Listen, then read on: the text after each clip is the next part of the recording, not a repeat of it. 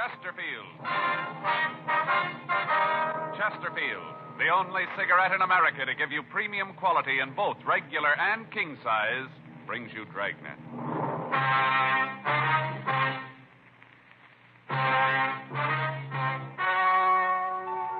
Ladies and gentlemen, the story you are about to hear is true.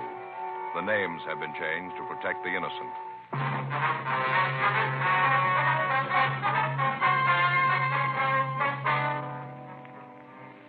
You're a detective sergeant. You're assigned to narcotics detail. A steady flow of heroin has been making its way into your city. Most of it has fallen into the hands of teenagers. You don't know the source or the head man of the operation. Your job, stop it. The modern way to sell cigarettes is the Chesterfield way. Premium quality in both regular and king size. And we're the only one that gives it to you. Premium quality in a cigarette means the world's best tobaccos, the best ingredients, the best cigarette paper. Only Chesterfield gives you this premium quality in both popular sizes. King-size Chesterfield contains tobaccos of better quality and higher price than any other king-size cigarette. Well, that's certainly important to every king-size smoker. Of course, it's the same fine tobacco as in regular Chesterfield. There is absolutely no difference, except that king-size Chesterfield gives you more than a fifth longer smoke. Yes, the modern way to sell cigarettes is the Chesterfield way.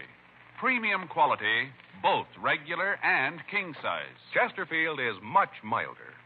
Chesterfield is best for you.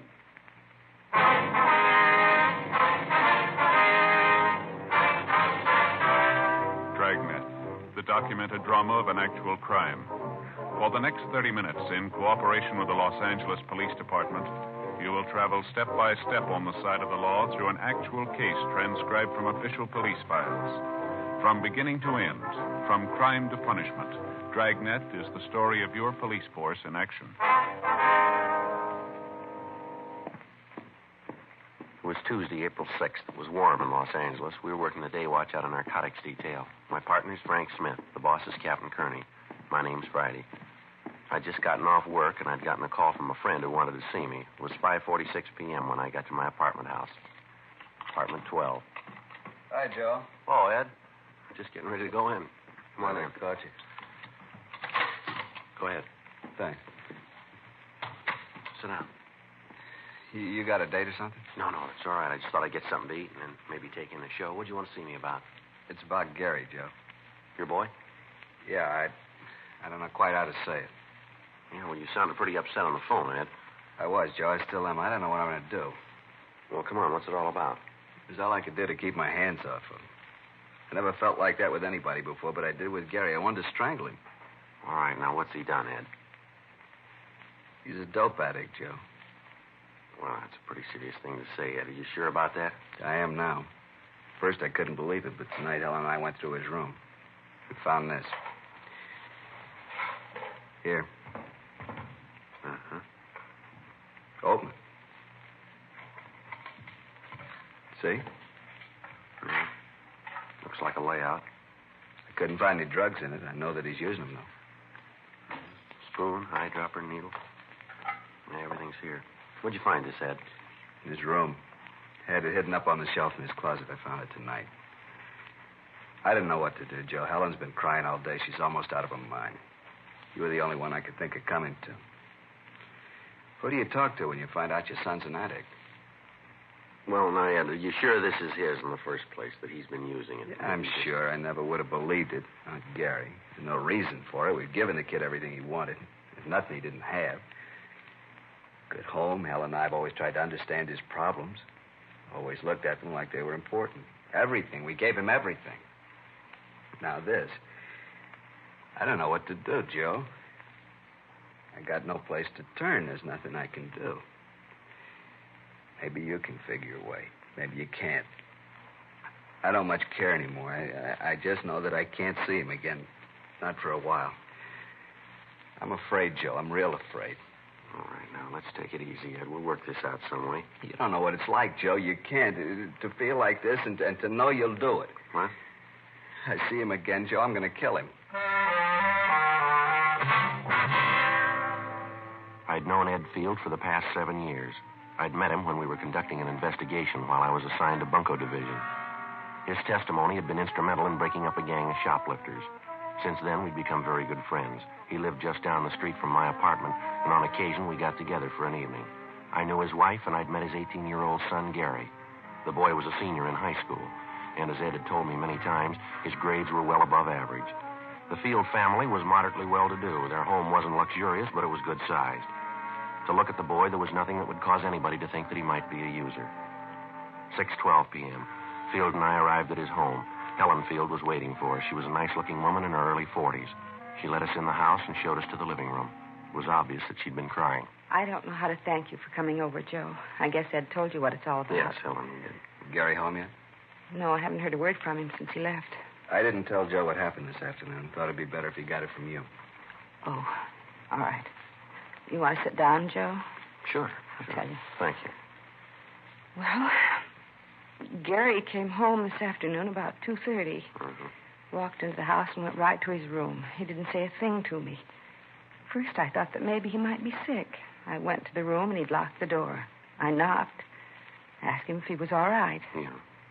He called through the door that he was okay and for me to leave him alone. I asked him if there was anything I could do. You know, if he was sick, he might need something. I understand. What did he say? Told me to get away. To leave him alone and get off his back. Those were his exact words. Leave him alone and get off his back. Mm-hmm. About 20 minutes later, he unlocked the door and came out. He seemed to feel fine. He came over and kissed me and said he was sorry about what he'd said. Said that he hadn't been feeling well and that he'd said those things without meaning them. I told him that he ought to wait until I could take his temperature. He said there was nothing wrong. For me to get out of his way. That he had some business to take care of and be home for dinner. I tried to stop him from leaving, and he pushed me aside. He knocked me down. Get my hands on him, I'll teach him. He stood there for a minute, and I thought he was going to cry. But he just turned around and walked out. Well, you any idea where he might have gone? What this business was that he was going to take care of? No, not the slightest idea. You can see what we're up against, Joe. I'm afraid to even see the boy. Yeah. When did you first figure that he might be using narcotics? When I came home, Helen told me what had happened. I thought about what would make the kid do a thing like this. The more I thought about it, the more there had to be only one reason. That's when Helen and I went through his room and found that kit. Has the boy been ill at all lately? Under a doctor's care? Something that you might not know about? No. I'm sure that if he was, we'd know about it. I want to see you, Gary. Yeah, I'll be right with you. I want to see you right now. You'll have to wait. Maybe there's something wrong with your ears, son. I'm not going to take that from you. Please, Ed, don't do something you're going to regret. Now, listen, Helen, that boy's 18 years old. For all that time, we've done everything we could for him. We've given him a lot more than most boys his age have.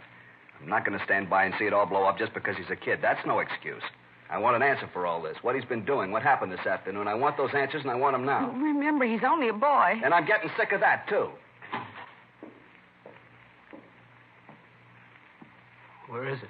Now, listen, boy, I know what's been going on. I want to talk to you about it. I don't want you to lecture me. All I want to know is where's the kit. Take it easy, son. What are you doing here? I asked him to come over. You didn't turn me in, huh? Your dad asked me to come over to see if I could help here. I don't need nothing from you, cop. I want the layout. Where is it? You aren't going to use that anymore. I want the layout. I gotta have it. Where is it? Please, Gary, don't get your father any more mad than he is. I don't care how sore he is or how sore he gets. I want the layout. I want it now. I can't think of any more simple way to say it. If I have to take it away from you, then I'll do it your way.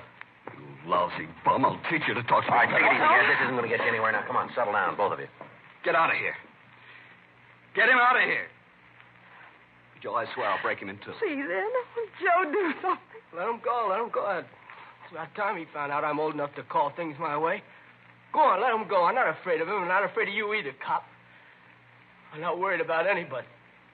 All I want is that kit, and I gotta have it. I got it. I'll give it to me, and we can talk then. I gotta have it fixed. I got it. Joe, do something, please. All right, come on, sit down. Sit down, boy. This has gone far enough here. Now, let's get a few things straight. You're not going to have any more of that. We'll see that a doctor looks at you. He'll do what he can, but you've had it. No more narcotics for you, and I'll face it. You want me to tell you where you stand? You're a user. Any way you slice it, this had to happen. I don't want anything from you. Why don't you just leave me alone? I can't do that. Let me see your arm. Come on, roll up your sleeve. Do what he says, Gary. Yeah. Both arms, huh? I'd take a joy pop once in a Now, while. don't con me, Gary. You got it bad, and it's going to get worse. You didn't get that arm from chipping with the stuff. The kit we found. You don't need a layout that big to joy pop. You've been mainlining it for quite a while. I know it, and so do you. You holding now? Come on, boy, answer me. You holding now? Yeah? Well, let's have it. I'm not going to give it to you. You got no choice, son. Either you give it to me or I'll take it. All right, here it is. How big a habit you got? Not big. How big? Couple of bucks. Now, come on, boy. Let's have a straight answer. 25 a day. $25 a day. That's a lot of narcotics, isn't it? That's what it takes. Where's it come from? Come on. Who's your connection? You maybe got me, but I'm not going to be a fink. You got to let me go at that. I can't do that. Now, where'd you get this stuff? How about that doctor? You going to do something about We'll that? talk to him. Talking to him ain't going to do any good. I got to have a fix. I'm going to fall apart. Come on now, be a pal. Let me have a fix. I'll tell you all about it then. You got the kit. You got the stuff. Come on, be a sport. No huh? go. You can't do it. Come on, let's go downtown. You're going to take him to jail, Joe? I'll take him down to Georgia Street Receiving Hospital. The doctor can look at him there. We're going to have to hold him for a while in this field. Why'd you do it, Gary? Why? Can't you tell me? Is it something your father and I have done? There's got to be a reason. What is it? Oh, please, Gary, tell me. Come on, let's get out of here. Can we see him after he gets there, Joe? Yeah, I'll call you, Ed. Don't you want to say goodbye to your mother, son? Why? It wouldn't prove anything. Yeah, I guess that's the way you'd look at it. I broke the law. Now they're going to make a convict out of me. I didn't call him. You did. How are you going to explain that to her? You turned your own son in. How are you going to tell her about it? I hope you're real happy now. I'm not proud of it, son. There's one thing I'd like to ask. Yeah. What have you done to her? 8:30 p.m. I called Frank Smith and filled him in on what had happened. He said that he'd meet me at Georgia Street Receiving Hospital. I took young Gary Field down with me and had a doctor check him over. After that, the boy was taken to the narcotics division, and Frank and I talked to him. I don't know how to tell you any better. Isn't any other way to say it. I'm not going to give you any names. That's not going to help you any, son. So it won't help me. Won't get any of my friends in trouble. Well, you've got great friends, haven't you? Now, where'd you get the money to take care of your habit? I earned it. Where? I work. Where'd you work? Look, it's getting late. That stuff the doctor gave me didn't do any good. I still need a fix now. I'm getting sick. Do what you got to do. Let's get this over with. Now, look, this is going to be the same in the morning, son. We're going to keep asking questions till you come up with the right answers. Look, cop, I don't want any favors from you. Now, leave me alone. We're only trying to help you, boy. Oh, get off my side. Now, I need nothing from you. You saw your duty and you did it. That makes you a big man, huh? I know you'll both make lieutenant. Now, beat it, All huh? right, that's enough of that. Now, there's a couple of things we'd like to set you straight on. Maybe help you to figure where you stand in this. Oh, here it comes. What do? Give you a license to preach when they hand you the badge? That's enough of that, youngster. Come on, get off my back, cop. If my old man hadn't turned fink, you'd never have got me. Where you going? I'm getting out of Now, here. sit down. Sit down. All right, young fella, you want to be a big man, that's the way it's going to be. I'm going to tell you that you get no special treatment here because I know your parents. You'll be treated just like any other user. You're getting a little of the edge because you're a youngster. There's not a pound of honesty or integrity in your distorted mind. The simple way would be to drop you in a cell and let you sweat out the cure, let you fall apart if you had to. Let me tell you this. We're going to get the connection that's been supplying you, and then we're going to get the man behind him. I don't much care about them, but I do care about the kids around you. You've got a big habit. It takes a lot of money to keep up a habit like that. I've seen kids like you before, and there's only so many ways to get that money. You steal it or you start pushing narcotics yourself. I don't think you're stealing, so you got to be pushing it. That means that you probably got other kids hooked on it. Other youngsters that have got trouble because of you. Mules that are dragging your wagon for you. Your folks will maybe forgive you for what you've done to them, but they'll never be able to buy what you did to the other kids. You had a chance to help yourself and help the rest of them. You had a chance to do something good for somebody else, and you wouldn't take it. Well, you're playing it smart, big boy. Keep playing it that way when you end up in a jail cell, will you? You through, cop? Yeah, I'm through. Fine. Let me get some sleep, huh? Let's go, Frank.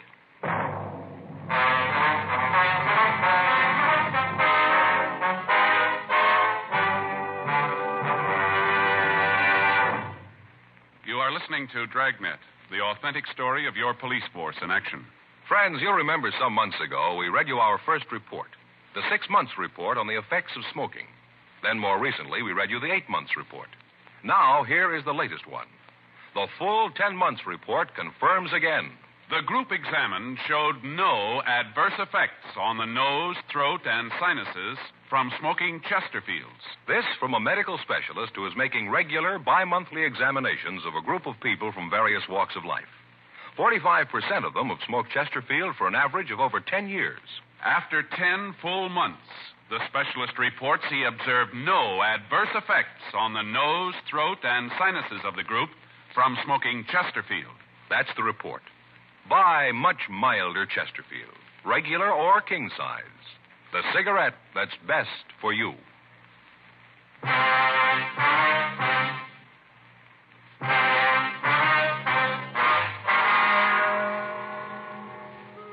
Gary Field was taken to the main jail and booked.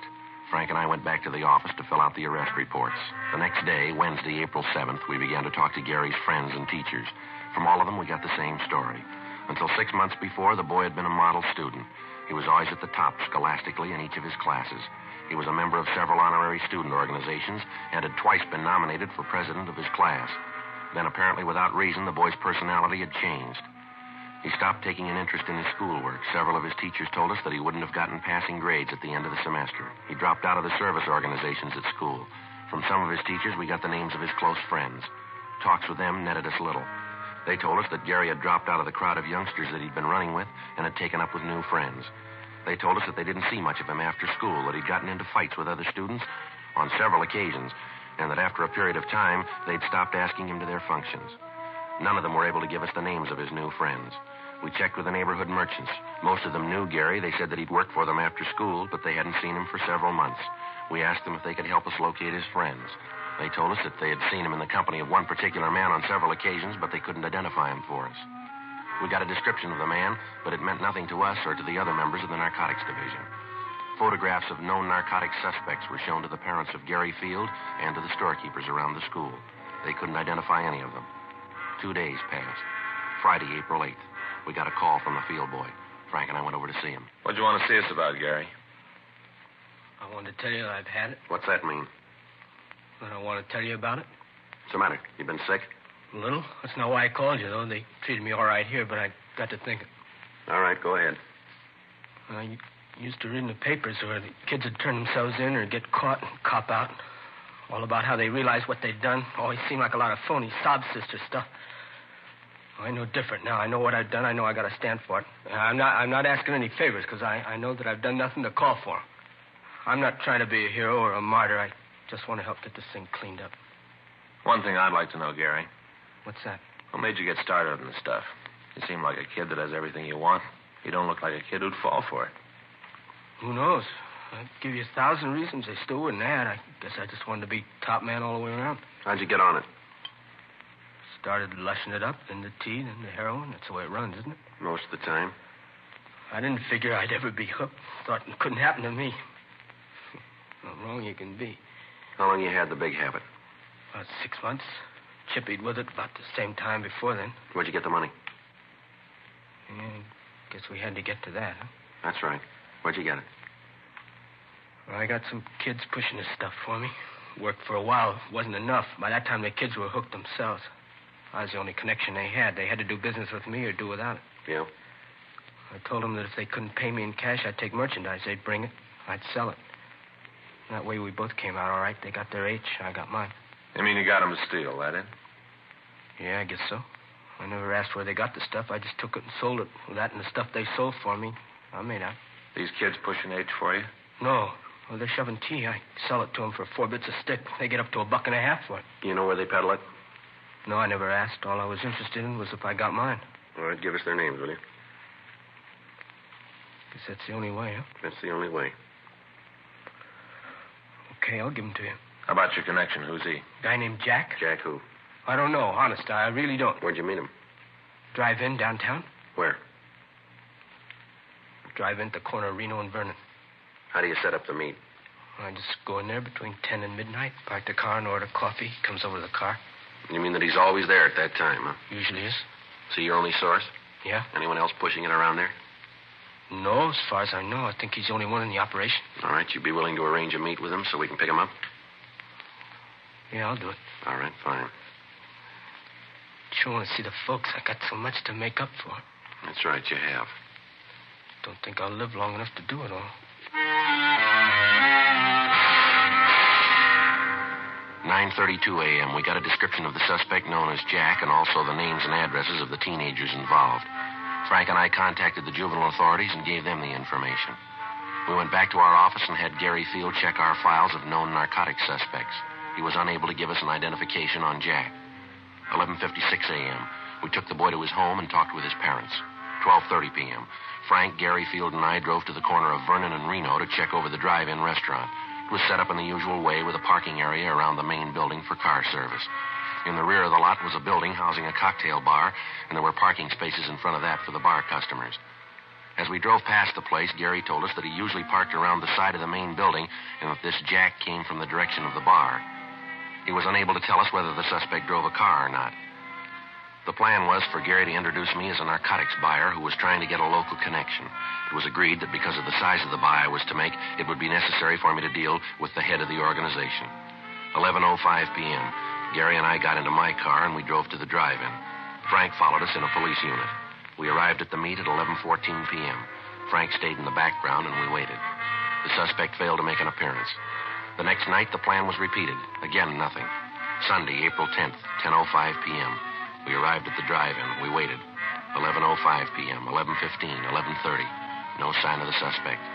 Midnight, 12:04 p.m. Looks like he isn't going to be here. Thought you said he usually showed up, didn't you? I don't know what happened. He was always here before. You sure you got the right drive-in? Look, Mr. Friday, I know what you're thinking, but I'm telling the truth. Yeah, you know all this is kind of tough to buy, don't you? 3 nights and he isn't here. I don't understand. He was always here before. Wait a minute. Yeah? Hold it. Yeah, that's him, coming over from the bar. All right, which one? There's a couple of people coming out there. The big one. See, in the gray suit, the hat? Yeah. You sure that's this Jack? Positive, Mr. Friday. All right, now you look. You know what you're going to do. Don't let on that anything's wrong here. Remember that nothing's going to happen to you. I'll remember. All right, now hold it. He's coming over. Hi, kid. Hi, Jack. Been looking for you. Where you been? All right. Who's a friend? Oh, yeah, I want to talk to you about him. Wants to do business with you.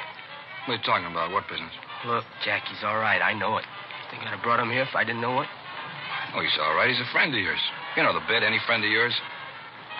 I don't know what to talk about businesses. I don't know what you're doing here, but I'm here for a cup of coffee. Better let me talk to him alone.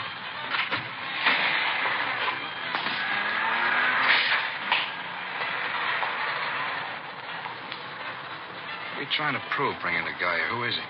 Friend of mine?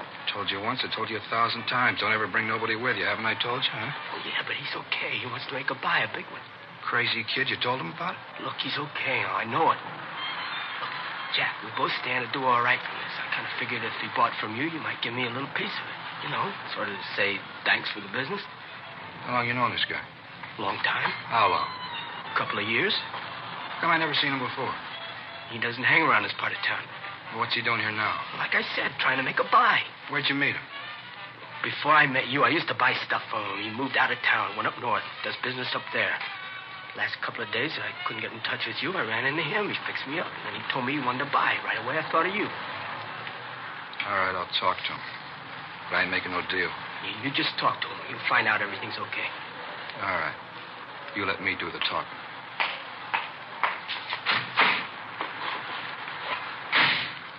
Joe, this is Jack, the fellow I was telling you about. Hi. Hi. Kidder tells me you're down on business, is that right? Yeah, I'm looking around. Nice place, L.A. A lot of business to do here. What line you? Whatever pays me. Where you from? Up north. Mm-hmm. How long you known Gary here? Now, you listen to me. I haven't got all night to stand around here and guzzle his stale coffee with you. The kid told you what I want. Now, it boils down to one simple question. You want to do business or don't you? Going kind of fast, aren't you? I haven't got a lot of time. I don't like to deal that way. All right, kid, let's get out of here. Should have known better than to figure on dealing with a small-time operator. I told you that before. What do you mean by that? You read it any way you want. Well, let's go, son. See you around, mister. Hey, hold on. No need to get sore about it. Just have to be careful. You know how it is. Now, you listen. I was shoving horse when you were playing with marbles. I've outgrown the kid games. I thought I could make a buy. I see I was wrong. Maybe not. What? I said maybe we could do business. I gotta have it tonight. How much you need? I need an ounce. It's gotta be good. Mm-hmm. I haven't got that much with me. How much have you got?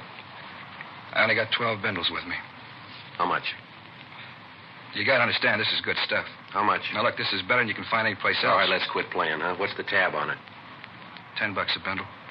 All right, I'll take the 12. How soon can you have the rest of it? When do you want it?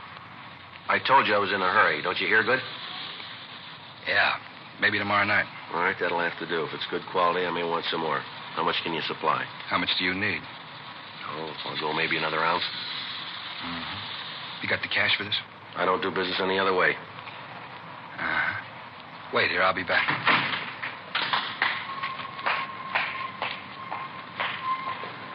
It's all right, isn't it, Mr. Frank? Yeah, Gary, everything's fine. You see where he's going?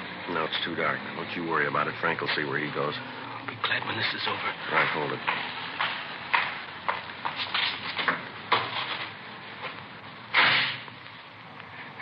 Okay, mister, let's see the money. I got it right here. Let's see the horse.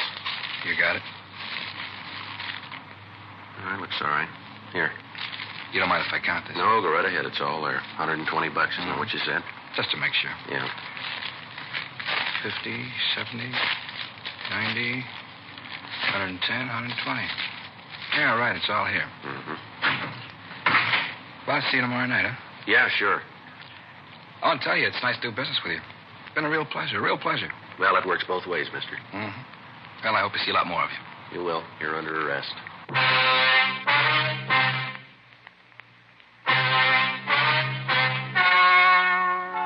The story you have just heard was true. The names were changed to protect the innocent. On July 29th, trial was held in Department 89, Superior Court of the State of California, in and for the County of Los Angeles. In a moment, the results of that trial. Now, here is our star, Jack Webb. Thank you, George Fenneman. In 1952, American smokers bought more Chesterfields than ever before in the history of the industry. Today, sales continue to mount for two big reasons. Chesterfield is the first and only cigarette to give you premium quality in both regular and king size. Only Chesterfield gives you this scientific evidence on the effects of smoking. As we told you earlier, after 10 months, the group examined showed no adverse effects on the nose, throat, and sinuses from smoking Chesterfields. Change to Chesterfield yourself. Regular or king size. Chesterfield is much milder.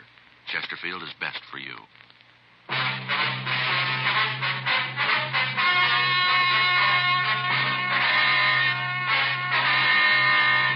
Gary Richard Field, because of his cooperation, was placed in a hospital for rehabilitation and at the conclusion of his treatment was placed on 3 years probation. The other juveniles involved were handled through the juvenile court and received sentences comparable with his. Jack Alexander Williams was tried and found guilty of violation of the State Narcotic Act, a felony, and was sentenced to the state penitentiary for the term as prescribed by law. Violation of the State Narcotic Act, a felony, is punishable by imprisonment for a period of not more than 6 years in a state. Just heard Dragnet, a series of authentic cases from official files. Technical advice comes from the Office of Chief of Police W.H. Parker, Los Angeles Police Department. Technical advisors, Captain Jack Donahoe, Sergeant Marty Wynn, Sergeant Vance Brasher.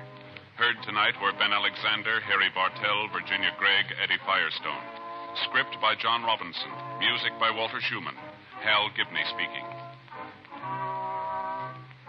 For a million laughs, tune in Chesterfield's Martin and Lewis show Tuesday night on this same NBC station. And sound off for Chesterfield, either regular or king size. You'll find premium quality Chesterfields much milder. Chesterfield is best for you. Chesterfield has brought you Dragnet, transcribed from Los Angeles.